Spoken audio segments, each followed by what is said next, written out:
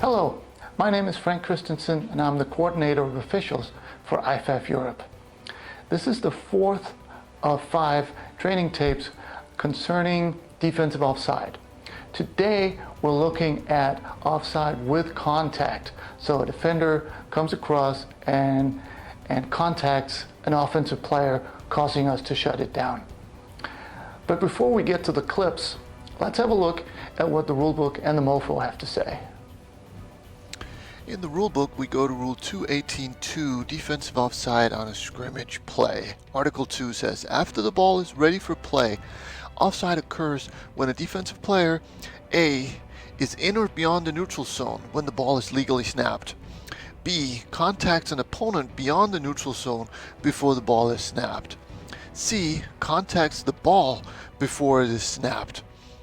D, threatens an offensive lineman, causing an immediate reaction before the ball is snapped. Or E, crosses the neutral zone and charges towards a teammate back. Rule 715 talks about B requirements. Players aligned in a stationary position within 1 yard of the line of scrimmage may not make quick, abrupt, or exaggerated actions that are not part of normal defensive player movement. In the MOFO, we go to 344, dealing with offsides. A, when a defensive player before the snap moves and an offensive player subsequently moves, a conference between the umpire and the wing is mandatory. This is to determine if the defensive player was in the neutral zone and if the offensive player was threatened. When in question, the offensive player is threatened. If the team A player who first moved is not threatened, it is a false start. B says, when a defensive player before the snap crosses the neutral zone and charges towards a team A back, it is a dead ball offside foul. The time to call this as a foul is when the defender passes the hip of the nearest team A lineman. C goes on to say, don't rule a defensive player offside if he is stationary and only intruding on the neutral zone by a trivial amount. D, don't be picky about offside, particularly on fields that are not marked perfectly. And E says, don't call offside if the defensive player is moving forward at the snap but is not actually in the neutral zone. And finally, 13.2, dealing with responsibilities for wings on basic scrimmage play, says, observing offside and other line of scrimmage infractions by Team B players, especially those between you and the ball. So as a wing, you are primarily responsible for anything that happens between you and the ball, and secondarily responsible for what happens on the other side of the ball. So your most of your focus should be on your side of the ball. And that was the book. Now let's have a look at some game film.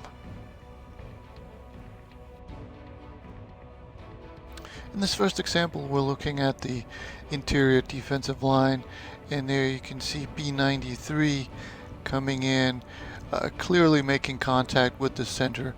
And even if you had doubts whether the snap started before the contact was initiated, just like with unabated to the quarterback, if we have any doubt, we want to shut these down, because nothing good can come from letting this type of play go on.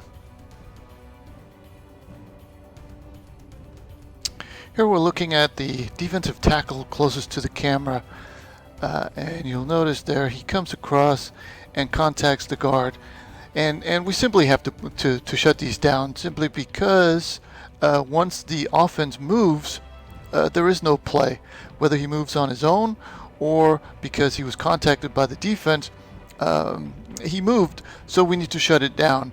If he moves on his own, it's a false start. Here it's defensive offside with contact, and good job by this crew to shut it down quickly. Again, we're looking at the defensive tackle closest to the camera, and you'll notice he moves in there. Now, whether he makes contact or not, this is what we like to call contact by philosophy. Once he gets, in there between, beyond the ball, between the offensive players. Whether we can tell if he's making contact or not, we're just going to assume that he's making contact, because it's very difficult to be in there without making contact. And again, if we have any doubt, we want to shut this down.